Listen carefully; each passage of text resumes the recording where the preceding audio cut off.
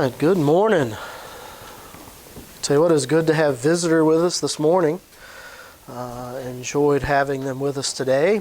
Continue to pray for her and her family as they're looking at doing some relocating, and I know that's a big move and a big change for everybody, so just pray for that family if you would. Continue to pray for Joe as he's not able to be with us today with his health problems. Just pray the Lord would continue to provide healing for him, right? All right, let's go ahead and get started this morning. We are going to be back in the book of 1 Corinthians chapter 10. We, of course, have been going through the New Testament talking about how it uses the Old Testament, right? And in 1 Corinthians chapter 10, we hit our first quote last time. That was in verse 7. It says, "Neither be ye idolaters, as some of them. As it is written, the people sat down to eat and to drink and rose up to play." Now, last week we read the whole chapter because we needed to come to the full understanding of what the context was. By the end of this chapter, he is going to be talking to them about whether or not they should be eating of the meat that's been offered to idols. And he gives us both sides of that coin and talks about when it's okay and when it's not okay. However, at the very beginning of this chapter, right off the bat, he gives them this example of their forefathers, right? The children of Israel as they came out of Egypt. And he starts off with this story about how, do you remember when Moses went up on the mount and he was up there for a while and they began to murmur, and the next thing you know, they're talking to Aaron about making this idol for them to worship, and how that a lot of that dealt with this whole big festivity and this big feast and this big party associated with the worship of this God. And he talks about how that these things were need to be examples for us, right? How they need to be examples for us, and that, listen, we don't need to go off into that stuff. We need to avoid that stuff. We need to stay away from that stuff. Well, he's going to give several different examples, and although he doesn't maybe directly quote an Old Testament passage, I want to do these next three verses kind of the same way we did the first one, right? He did quote in the first one, and we went over there and read that, and we talked about the example and the situation. Well, in verses 8, 9, and 10, he actually gives us three more examples from the Old Testament, specifically the children of Israel after they've left the land of Egypt, and the things that happened to them. And I say the things that happened to them, maybe the way I should say it is what they did to themselves. But he gives us these examples. And remember, he's giving this to them, saying this is meant to be an example to you. Matter of fact, he was even more specific. He said, with the intent that you wouldn't lust after those things. So he's been very clear in this chapter. Here is why I'm telling you these stories from the Old Testament. Now, verse 8, we'll pick up there this morning. He says, "Neither let us commit fornication." Interesting. What's already happened prior to chapter 10? Well, they're fighting about who they're following while ignoring this giant elephant in the room about this guy who has committed adultery with his father's wife. And they're actually seem to be proud to having him as a member. I'm not saying they're proud of what he's doing, but for some reason, whether he was some man of influence, I don't know, but they seemed honored to have him part of their group. And Paul is telling them, what are you doing? The man's committing something that, like, man, even the Gentiles would kind of go, what? What are you doing? Well, now here he's talking about, listen, you be careful sitting down and having these feasts and this stuff with these people worshiping these idols. Don't forget what happened to the children of Israel and how that they rose up to play. And man, next thing you know, they're committing idolatry. Well, in the next verse he says, neither let us commit fornication as some of them committed. And fell in one day 23,000 people. Now there is a story that he's conveying about how the nation of Israel had been commanded several things. Man, they were to worship God and God only. They were commanded to be a separated people. They were commanded to not mix and mingle with the people of the land. And they really struggled with that. Man, that was something they struggled with.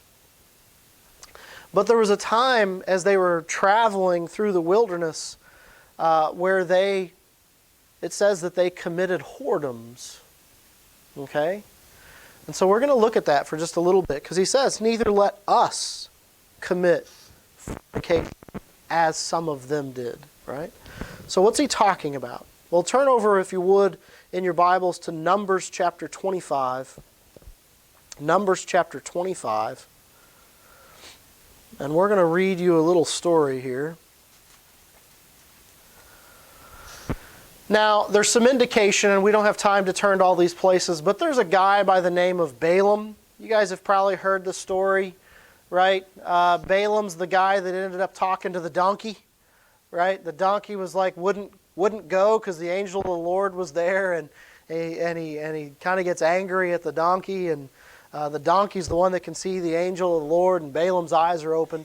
Well, listen, there's some indication in some later chapters and some of the chapters before this that the people of the land, the Moabites, got the idea that you see come to fruition in chapter 25, probably got the idea from Balaam. Now, Balaam's an interesting character, and we're not going to spend much time there. He's a guy who says, I can only say what the Lord tells me to say, right? But he wants to dabble. Like, he really wants to do what these other guys want him to do, because they're going to put him in a place of honor, and it's going to be great. But man, in the end, he can only say what the Lord tells him to say. Well, there's an indication that he actually gave the Midianites and the Moabites some ideas about, you want to undermine the nation of Israel? Well, then you get your daughters in amongst them. You get them to lust after your daughters. They will fall away from God. Okay? Now, that seems to be some indication of that. It may not be quite that clear cut, but there is a verse later that kind of indicates that they got this idea from him. Now, Numbers chapter 25, starting in verse 1, says, and Israel abode in Shittim, and the people began to commit whoredom with the daughters of Moab. They began to commit whoredom with the daughters of Moab. Now, that is maybe a slightly different word than what we see over there in the New Testament. But the word whoredom here, when you look it up, it's talking about adultery and fornication. They began to commit sexual sins with the daughters of Moab. Now, they're already, by doing those things, they're already disobeying God on multiple fronts. They're not living a sexually pure life, but they're also mixing and mingling with the nations of the land. But they're supposed to be a separated people. It says in verse 2, and they called the people unto the sacrifices of their gods, and the people did eat and bowed down to their gods. And Israel joined himself unto Baal Peor, and the anger of the Lord was kindled against Israel. And the Lord said unto Moses, take all the heads of the people, and hang them up before the Lord against the sun, that the fierce anger of the Lord may be turned away from Israel. And Moses said unto the judges of Israel, slay ye every one his men that were joined unto Baal Peor. And behold, one of the children of Israel came and brought unto his brethren a Midianitish woman in the sight of Moses, and in the sight of all the congregation. and to the children of Israel, who were weeping before the door of the tabernacle of the congregation. And when Phinehas, the son of Eleazar, the son of Aaron, the priest, saw it, he rose up from among the congregation and took a javelin in his hand, and he went after the men of Israel into the tent, and thrust both of them through, the man of Israel and the woman through her belly. So the plague was stayed from the children of Israel, and those that died in the plague were 24,000. Excuse me. And the Lord spake unto Moses, saying, Phinehas, the son of Eleazar, the son of Aaron the priest, hath turned away my wrath away from the children of Israel, while he was zealous for my sake among them, that I consumed not the children of Israel in my jealousy, whereof say, Behold, I give unto him my covenant of peace, and he shall have it, and his seed after him, even the covenant of an everlasting priesthood, because he was zealous for his God, and made an atonement for the children of Israel. Now the name of the Israelite that was slain, even that was slain with the Midianitish woman, was Zimri, the son of Selud, a prince of a chief house among the Simeonites. And the name of the Midianitish woman that was slain was Cozbi, the daughter of Zur. Excuse me. She was head over a people and of a chief house of Midian. I want you to think about this for a minute. Excuse me. Some of the people involved in this, matter of fact, apparently a good number of the people involved in this, were princes, were rulers. They were leaders. This is not some guy that sits in the back corner somewhere that nobody knows about. This isn't the guy that didn't have anything and was a man of no name. This was somebody who was a son of one of the rulers, a chief among the people. Somebody that others would look up to. And what is he doing? He's committing whoredoms with the women of the land.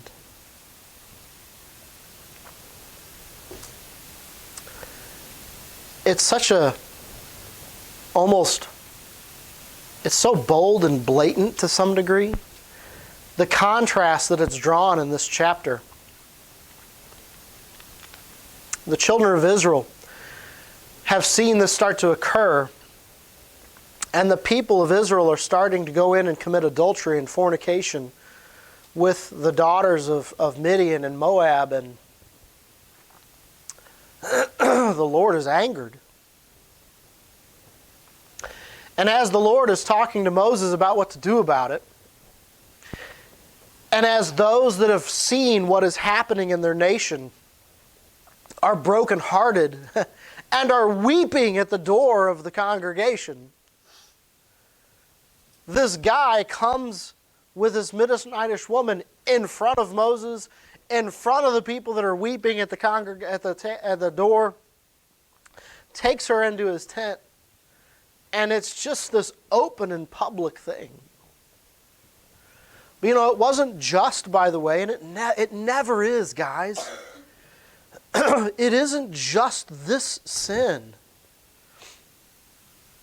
Because as you study this, what you learn is that the first thing that happens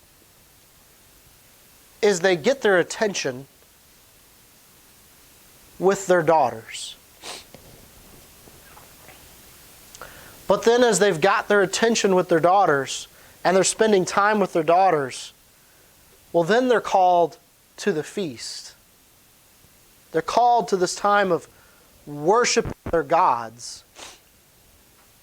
And what one sin leads to is another one. And the next thing you know, not only are they spending time with the women of the land, and are they going to these feasts, but it actually ends with them bowing down to these false gods. And listen, when you study the false gods of this land, man, it's some bad stuff.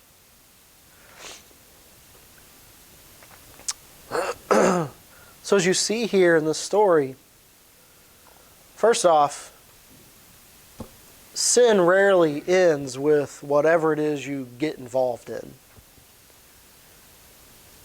A sin will almost always lead to more sin. We've talked often of David and how his eyes got off of what they should be on, and he fell or jumped or whatever you want to call it into sin with Bathsheba. And that led to more lies and more deceit and eventually the death of Bathsheba's husband.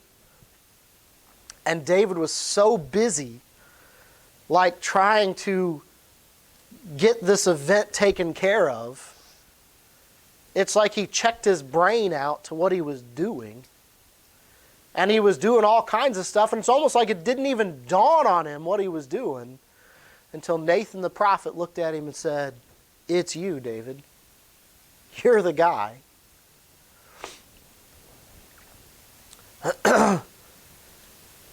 Don't forget, who is the Apostle Paul talking to? He's talking to the church at Corinth. And what's he talking to them about? Hey, let's not get involved in fornication and adultery. Seriously?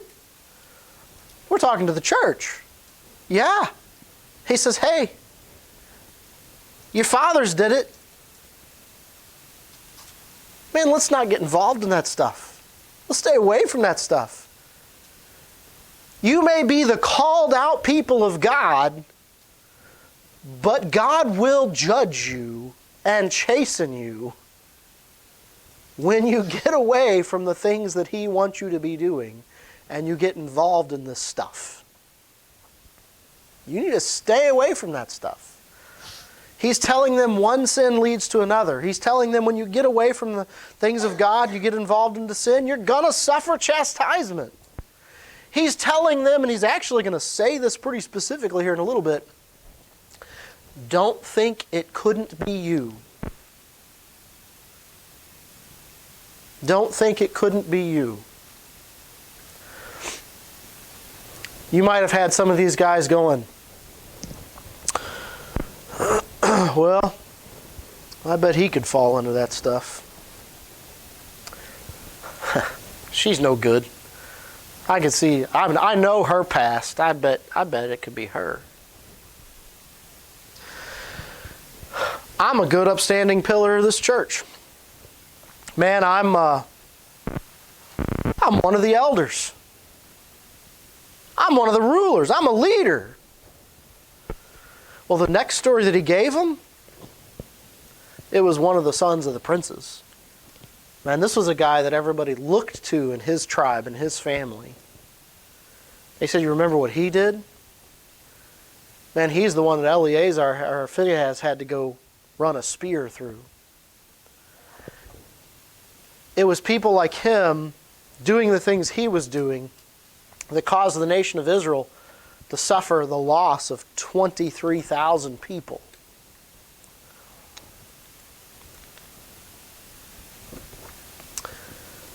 Man, neither let us commit fornication as they did. Don't you remember the consequences of what they did? And here you're just happy to have this guy in your midst who's committing adultery with his father's wife, and you're doing absolutely nothing about it. You be careful, because it might be you. Neither let us commit fornication, as some of them committed and fell in one day 3 and 20,000. Now, I'm going to have to tackle this here just as a side note. I'm not too concerned about it. But as you study it, you'll run into this. In Numbers chapter 25, it said 24,000 died because of this sin. In 1 Corinthians, it uses the number 23,000. There's a couple different things there. I'm not too worried about that. Some people get kind of bent out of shape about it. The Bible often uses round numbers. Whether or not it was literally exactly 24,000, or is that rounding up or rounding down? Some people look at this verse and say, well, the New Testament is rounding down, the Old Testament's rounding up. That's one argument. I think probably more realistic is that if you'll notice the wording that Paul uses, he says, fell in one day, 320,000. But when you read Numbers chapter 25, the Lord actually had two different things occur. The Lord said, I want you to take the rulers of the land, I want you to take the rulers of the people, and you go hang them up. You execute them. And then a second event is talking about the 20-some-odd thousand that died. So in other words, I think you could probably look at this and say, well, there was a plague, and there were 23,000 that died from the plague. There could have been another 1,000 that died when Moses was supposed to go take the rulers of the land that allowed this to happen and put them to death. Now, I don't know all of the differences, but what I'm telling you is there's multiple reasons or explanations that can be given for why one says 23 and one says 24. It's not anything to be too worked up about. There's multiple valid explanations for it. Okay, so we've got, so far, he says, be careful, because the people sat down and they drank and they rose up to play. They rose up to commit whoredoms and to worship idols. Neither let us commit fornication, as some of them committed and fell in one day, 320,000. That's when they started letting their eyes wander and they started lusting after the women of the land. And the next thing you know, they not only committed adultery and fornication, but they had started worshiping the idols of the land. And then in verse 9, it says, neither let us tempt Christ, as some of them also tempted and were destroyed of serpents. Now that should also be a story that's familiar. If you take your Bibles and turn over to Numbers chapter 21. Numbers chapter 21. Now before you get there, can anybody tell me which story this is going to be? The word serpent should give it away, right? The children of Israel really struggled with some stuff. I'm telling you, they really did. Listen, I'm going to start in verse 1, even though it's really not part of the story, but I want you to understand some things that were going on. It says in verse 1, and when King Arad the Canaanite, which dwelt in the south, heard tell that Israel came by the way of the spies, then he fought against Israel and took some of them prisoners.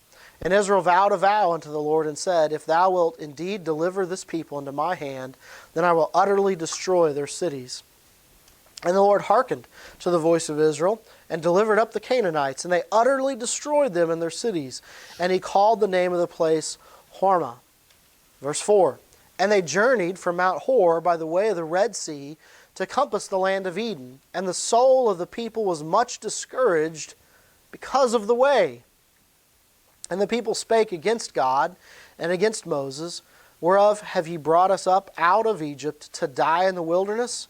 For there is no bread. First off, that's a lie. For there is no bread, neither is there any water, and our soul loatheth this light bread. They basically said, we got no food. Well, we hate the food you've actually given us. Wait, is there no food? Or are you just discontent with what God has given you? Well, God, we get it. You've been performing a miracle every day, giving us food every day through this miracle, but man, are we tired of it. We loathe this stuff. Verse 6, and the Lord sent fiery serpents among the people, and they bit the people, and much people of Israel died. Listen, you might say, well, that's kind of severe. The Lord had been showing them time and time again, I'm with you. Man, I parted the Red Sea. You walked across on dry land. I drowned your enemies. I gave you bread from heaven. I've given you water. I've done this. Man, you vowed a vow to me, and I have opened the door, and you've been able to defeat people that, how in the world could you guys defeat those guys? But you've done it. But yet, what do the children of Israel do?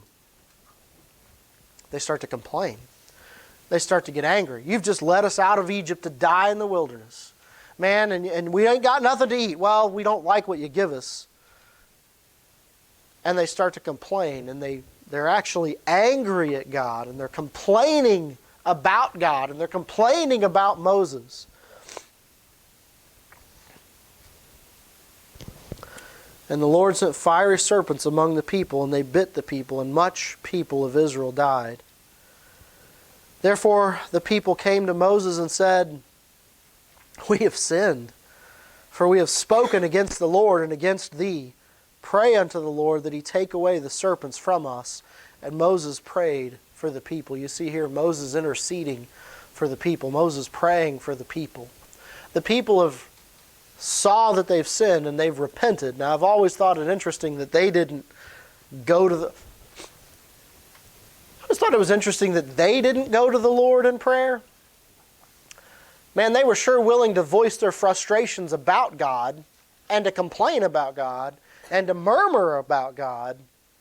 But they also didn't want to approach him directly when it came time to ask for deliverance. And I'm not going to spend any time there. Just in passing, I'll mention that. But Moses prayed for them at the end of verse 7. In verse 8, "And the Lord said unto Moses, Make thee a fiery serpent, and set it upon a pole, and it shall come to pass that every one that is bitten, when he looketh upon it, shall live. And Moses made a serpent of brass, and put it upon a pole, and it came to pass that if a serpent had bitten any man, when he beheld the serpent of brass, he lived." Now this is actually the story, of course, that Jesus Christ refers to in John chapter 3, when he says that the Son of Man is going to have to be lifted up like the serpent in the wilderness.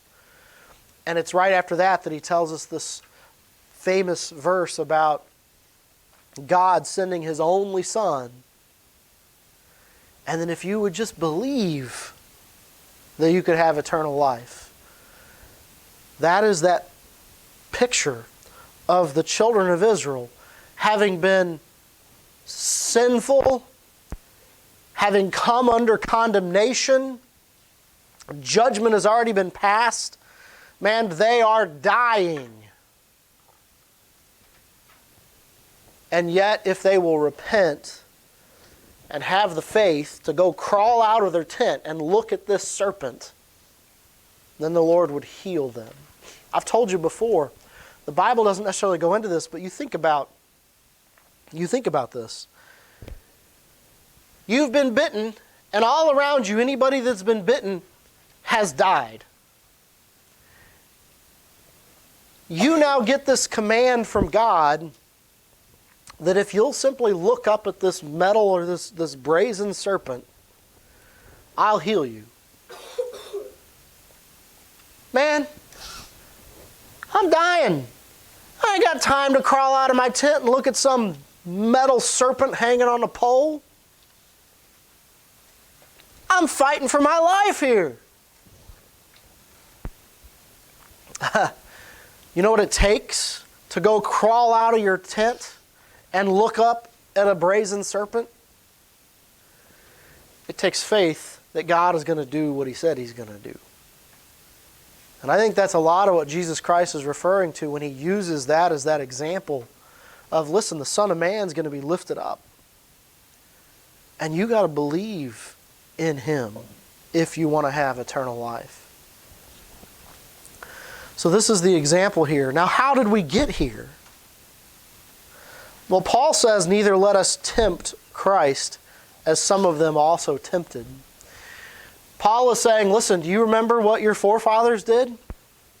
God had shown himself to the people. The people had seen great miracles. The Lord had been with them. Man, he was delivering them. He was doing things for them. He was performing daily miracles for them. And yet, what did they do? Well, God, you're not giving me this. And God, you're not giving me that. And man, you're not going to protect me. You're just sitting me out here in the wilderness to die. What were they doing? Man, they were whining and they were complaining and they were literally throwing things, you could say, back in the face of God, saying, look at what you've done to us. Man, give us better food. Give us better water. Lord, you've done so much for us, we want more. what you've given us isn't good enough. That's what they were doing. And Paul refers to it as, let us not tempt Christ, as some of those also tempted and were destroyed of serpents. By the way, don't forget, he is speaking to a church who is in the midst of arguing and debating about whether they're a follower of Paul or of Peter or of Apollos. What am I saying? They have lost sight of why they're there. They have lost focus. The focus isn't Paul, it isn't Apollos, it isn't Peter. The focus is supposed to be Jesus Christ. And yet this is a church that's full of arguing and debating and cliques about who's better. Oh, by the way, we also know about these people that they've got a bunch of inward infighting. They're taking each other to civil courts over minor stuff. Does that sound like a happy and contented church? Does that sound like a church who is thinking about where Christ has put them and what He's done for them and how He's delivered them and all of the things that Christ has done, and is their focus where it's supposed to be? It doesn't sound like it. Paul has just told them, hey, supposed to be avoiding idolatry, supposed to be avoiding fornication. We're not supposed to be arguing and tempting Christ. Judgment came from each of those things that their forefathers had been involved in. And in each of these things, listen, the first one involved Aaron. It wasn't just the people. Man, Aaron the priest. The second one involved the rulers of the land. The third one involved the masses. I think the masses were involved in all of them, but you understand what I'm saying here. It wasn't just some of the people or segments of the people. In verse 10, it says, neither murmur ye as some of them also murmured and were destroyed of the destroyer. Now this one's a little more vague to some degree. I actually think I've read a lot of different commentaries. I've looked at some stuff. There's multiple things that it could be. I think there's some indication that it's probably revolving around the time that Korah and that whole group tried to overthrow Moses. By the way, there's two parts to that story, and we often forget that there's two parts to that story. We're not going to read the whole thing, but this would be in Numbers chapter 16. I'll read a little bit of it. It says in Numbers chapter 16, verse 1, now Korah, the son of Izhar, the son of Kohath, the son of Levi, and Dathan and Abiram, the sons of Elib, and On, the son of Peleth, the sons of Reuben, took men. And they rose up before Moses with certain of the children of Israel, 250 princes of the assembly, famous in the congregation, men of renown.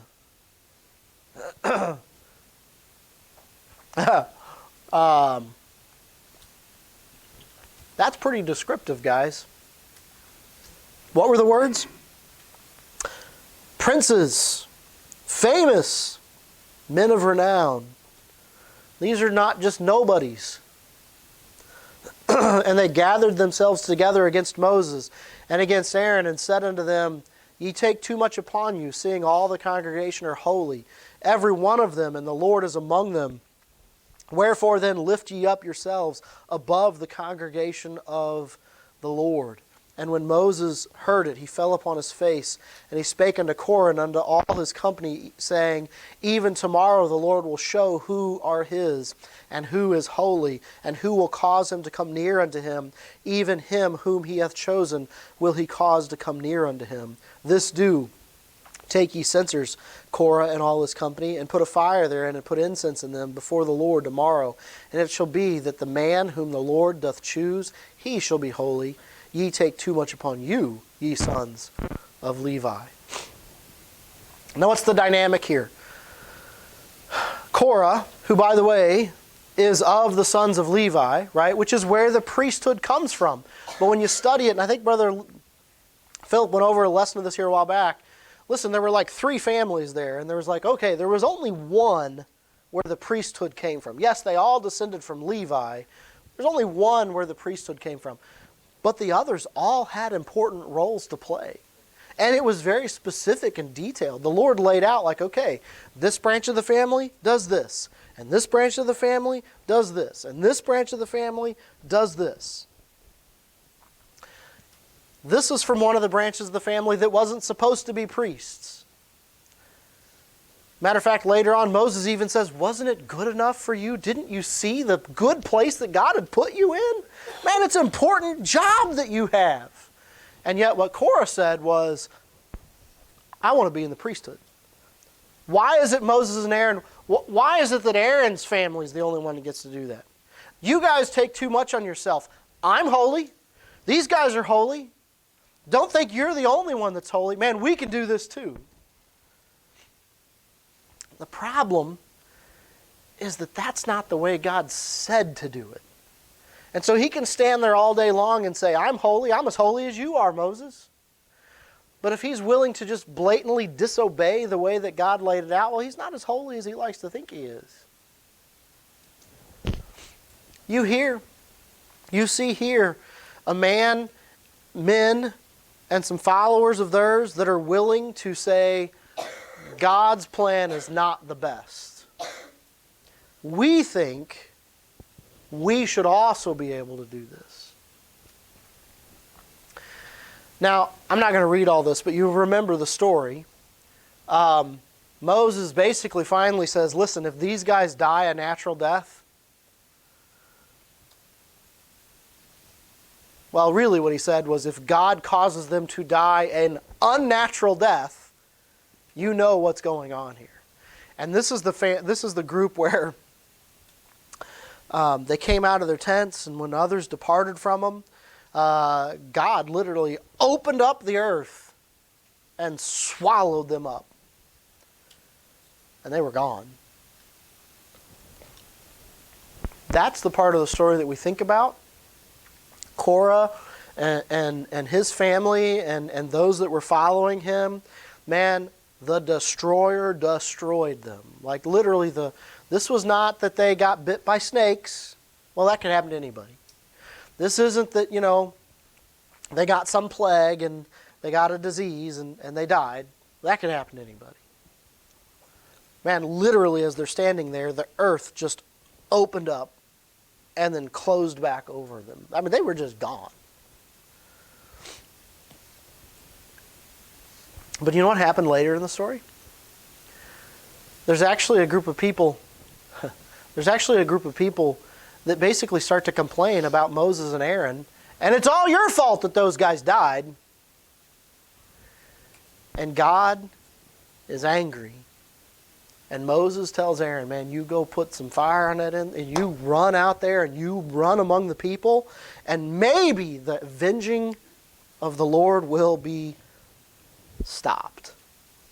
And what you see is Moses runs out and he runs in among the people, and the Lord stops. But listen, a lot of people died before that happened. A lot of people died before that happened.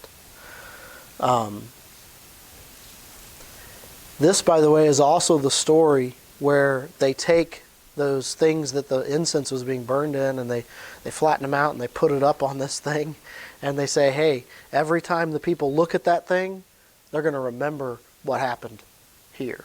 They're going to remember the sin and they're going to remember what the Lord has done. And that's I'm just giving a quick summary because we don't have time. There's a lot in Numbers chapter 16. There's just a lot in there. And I will go ahead and read this last little part. In verse 46, and Moses said unto Aaron, take a censer and put fire therein from off the altar and put on incense and go quickly unto the congregation and make an atonement for them. For there is wrath gone out from the Lord, and the plague is begun. And Aaron took as Moses commanded and ran into the midst of the congregation And behold, the plague was begun among the people, and he put on incense and made an atonement for the people. And he stood between the dead and the living, and the plague was stayed. Now they that died in the plague were 14,700, beside them that died about the matter of Korah. And Aaron returned unto Moses unto the door of the tabernacle of the congregation, and the plague was stayed. Paul tells them, neither murmur ye, as some of them also murmured and were destroyed of the destroyer. Now, how did verse 10 come about? Well, you got people that started thinking themselves above what they were. They wanted to do it a way different than the way God laid it out. Started complaining and murmuring and trying to take on more than they should. And they suffered punishment. Well, then you have a whole nother group of people that were followers of theirs or that were fond of them or whatever the case may be. And they started complaining about, well, what happened to Korah? Man, you suffered judgment and it's all your fault. And they started murmuring and complaining. In the end, they weren't complaining about Moses. They were complaining about the judgment of God. And the Lord sent a plague among them. And they suffered because of their unbelief, their disobedience, their attitude. These are the stories that Paul is telling the church at Corinth. And remember why he told them this? He specifically said these things were given with the intent that you would not lust after things. Yes, I'm talking to you. Paul is not here just giving them these Old Testament stories just because, hey, these are good stories for you to know. You can teach them to your kids in Sunday school class. He says, no, I'm talking to you. He kind of says, I'm talking to me. He says, man, neither let us commit fornication. Neither let us tempt Christ. Neither murmur ye, as some of them also murmured. Now, I don't know if this last one, is like, you think about it.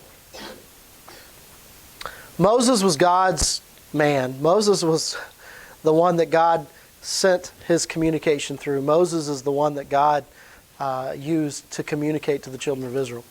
In this last story, Korah is trying to overthrow Moses and Aaron. He fails, and the people blame Moses. I don't know, is Paul sitting here going, hey, I'm the one bringing the message. Stop. No idolatry, no fornication, no complaining against God. And by the way, don't forget what happened to the people that started murmuring against the one that God sent with the message.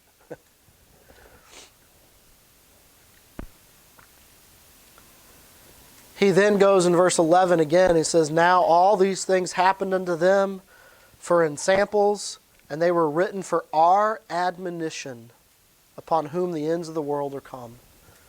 These things were written for us to take heed to. They were given to us for examples. Listen, you know Paul. Man, Paul was a mighty man of God. But Paul himself talks about how he had to daily beat his body into subjection. How he carried around that old dead man on his back.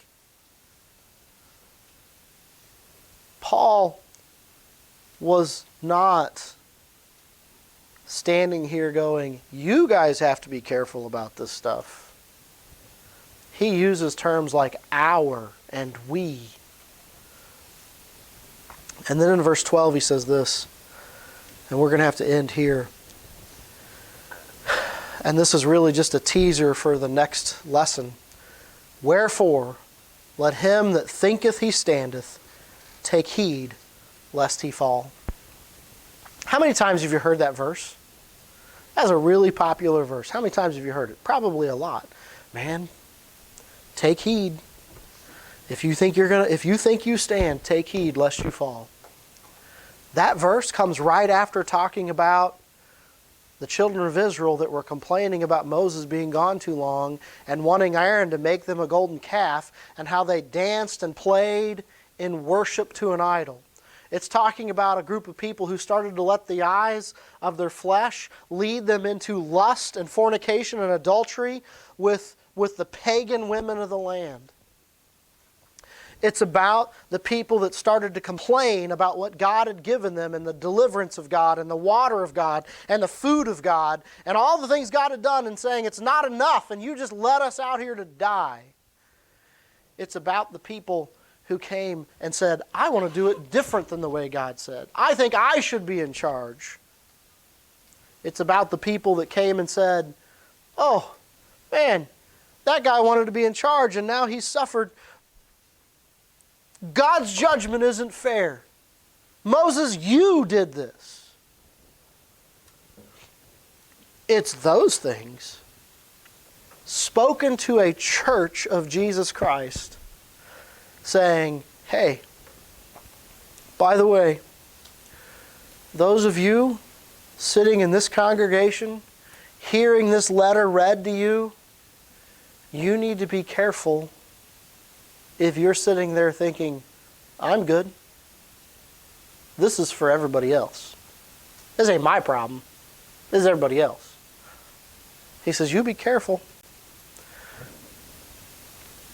Your forefathers, the people of Israel, leaders, the everyday man, the priest, all of those guys were subject to fall into sin. You be careful if you think you're above it all. Because about the time you start to think you're above it all and it can't happen to you, well, you may just be the one that falls. It's in the next verse where he starts to talk about no temptation taking you, but such as is common to man. And we'll get into that next time. Now, there is one more verse, by the way, and it's further down. We're really probably, I'm not going to skip down to the other verse because there's a lot said between those two passages.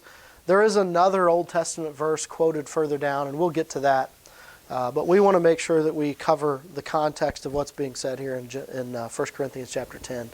So Lord willing, we'll pick up there again in these verses 12 and 13 next time, okay? All right. Brother Philip, would you come?